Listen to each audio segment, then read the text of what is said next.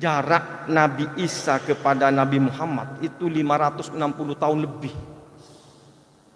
Jadi 567 tahun, apa 567 apa 568, tapi sekitar itu.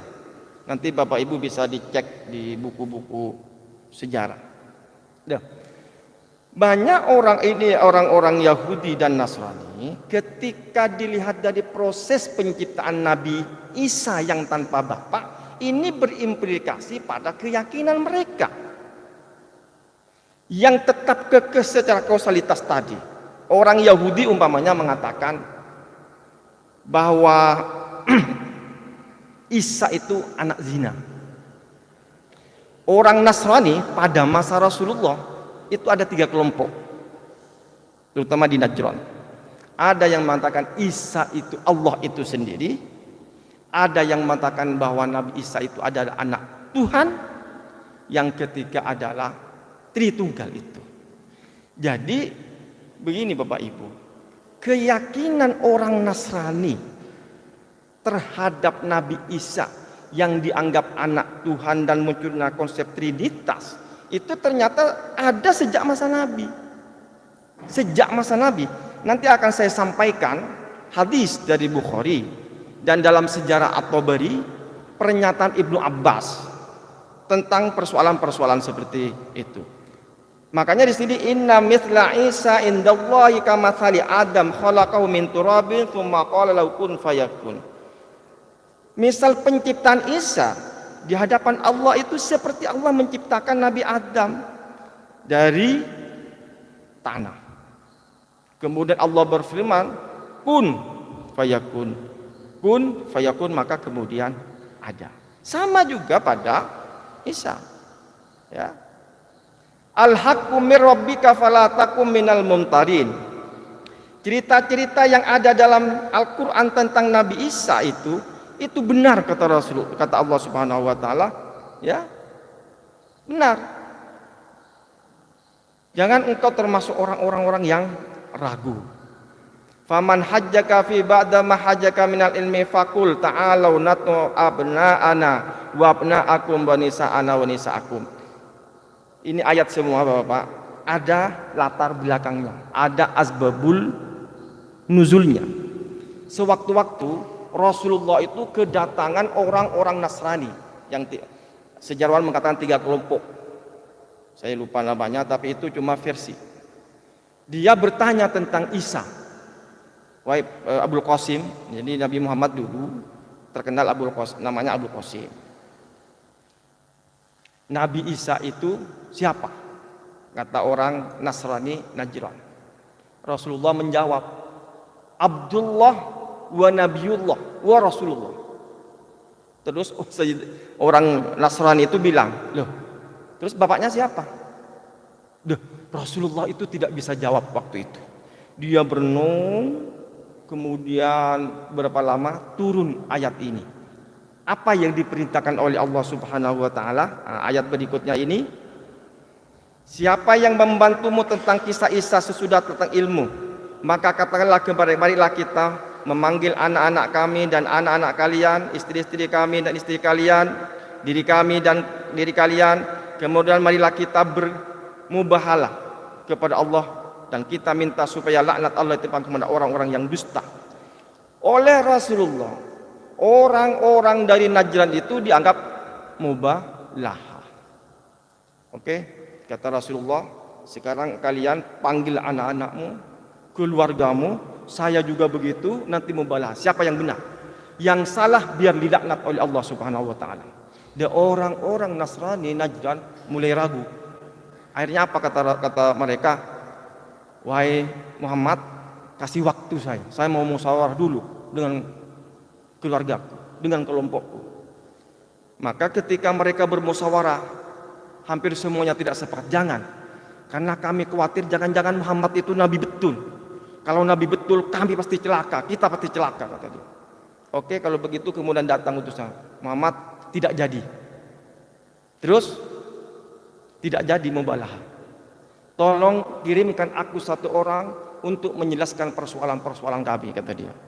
Karena waktu itu di Madinah sudah dikuasai oleh Rasulullah. Makanya banyak sahabat yang dikirim jadi untuk menghakimi mereka kalau ada persoalan di internal mereka. Oleh karena ini penting Bapak Ibu, menjadi kenapa siapapun orang yang kemudian ingkar kepada Rasulullah atau mengada-ada mengatakan bahwa ini Rasulullah padahal tidak, neraka itu ancamannya. Jelas. Makanya kita perlu hati-hati. Kita perlu hati-hati. Makanya kemudian di dalam ayat berikutnya, inna hadzal wal qasatul haqqu wa ma min ilahin illallah wa innallaha lahuwal azizul hakim fa in tawallaw fa innallaha alimun bil mufsidin. Kata Allah, apa yang diceritakan oleh Al-Qur'an bahwa Nabi Isa itu lahir dari Maryam yang suci, itu benar kata Allah Subhanahu wa taala. Ya. Tidak ada Tuhan kecuali Allah. Allah tidak punya anak. Allah tidak diperanakkan. Maka siapa orang yang berpaling, kata Allah, Allah sangat mengetahui siapa orang-orang yang membuat kerusakan di dunia ini. Oleh karena itu Bapak-bapak, secara teologis Islam itu berbeda dengan Nasrani ketika menyangkut Nabi Isa. Berbeda. Tidak bisa. Setelah Nabi Isa itu diangkat menjadi Rasul, menjadi Nabi, kemudian datang ke Bani Israel dan mentahbiskan diri bahwa saya adalah seorang Rasul. Makanya dikatakan di sini wa qala Isa ibnu Maryam, ya Bani Israel, inni rasulullah ilaikum musaddiqan lima baina minat Taurat wa mubasysyiran bi rasulin ya'ti min ba'di ismuhu Ahmad. Falamma ja'ahum bil bayyinati qalu hadza sihrun mubin.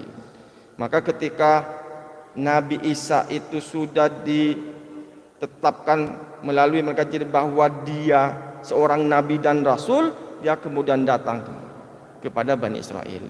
Dari ayat ini Bapak-bapak, Ibu-ibu, para ulama terutama para sejarah mengatakan bahwa Nabi Isa itu cuma diturunkan, diutus kepada Bani Israel, tidak ke semua umat manusia. Berbeda dengan Nabi Muhammad, rahmatan lil alamin.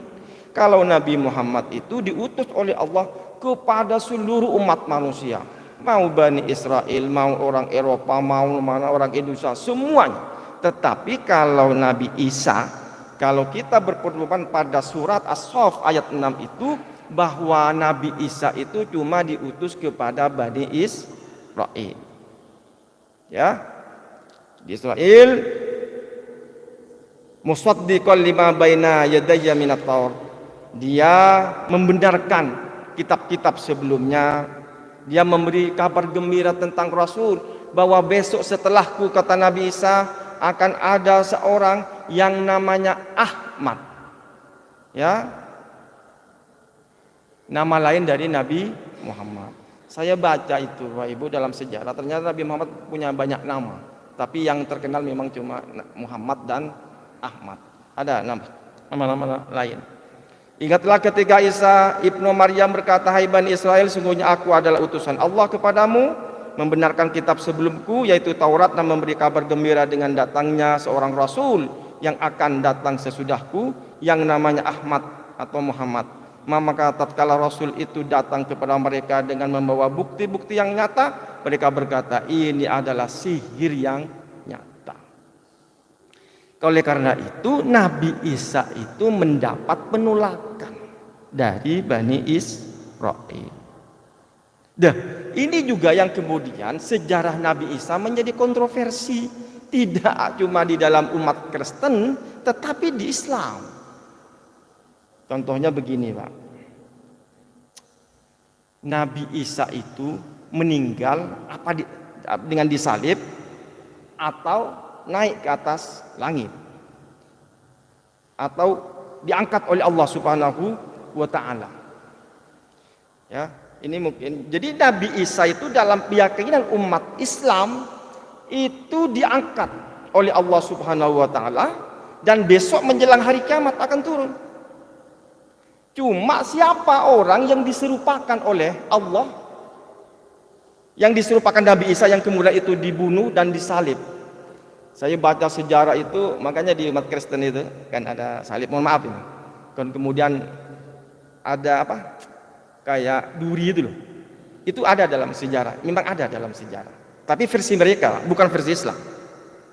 Kenapa orang-orang Yahudi itu yakin bahwa sudah disalib?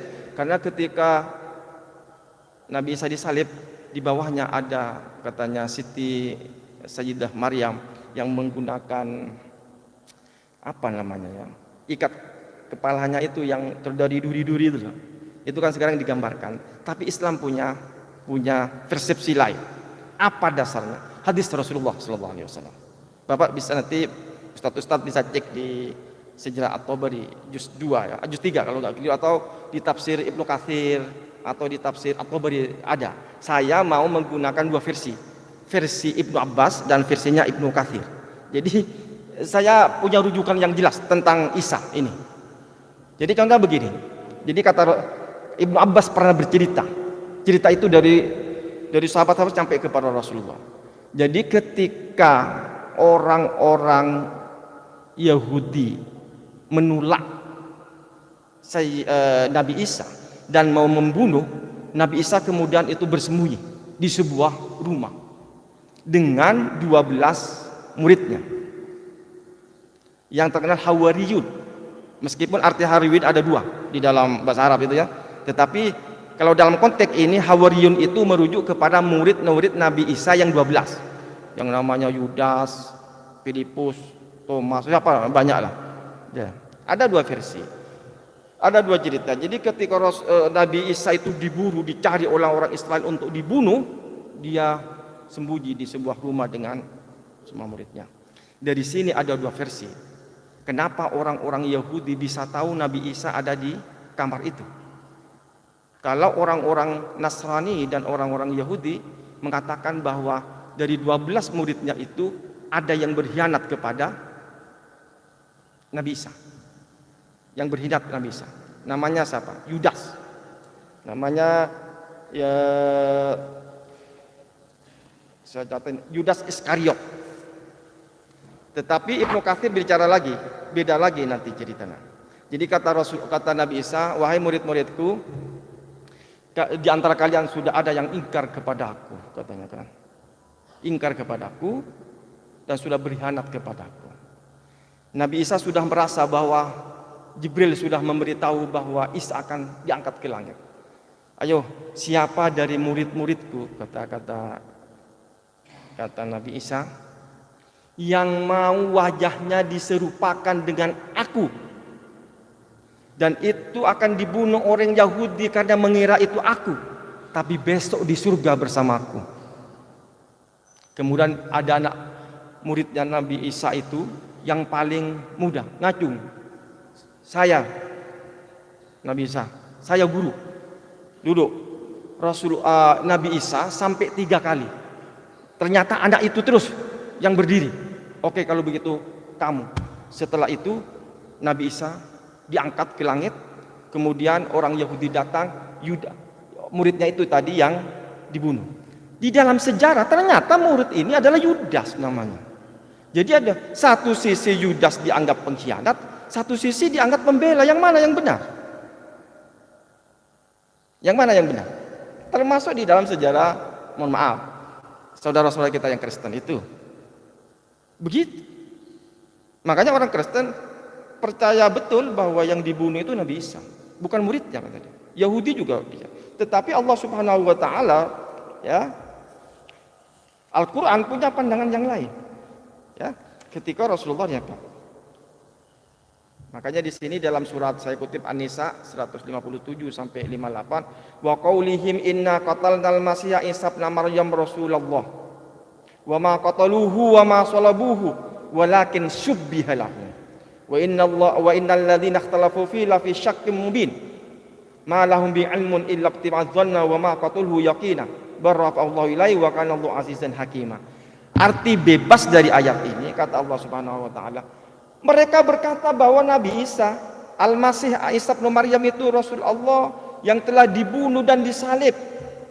Padahal kata Allah, padahal cuma saya kami serupakan. Mereka orang-orang Yahudi Nasrani itu berbeda pendapat di dalamnya. Ya, kenapa? Dan mereka sebagian ada yang ragu, sebagian ada yang tidak.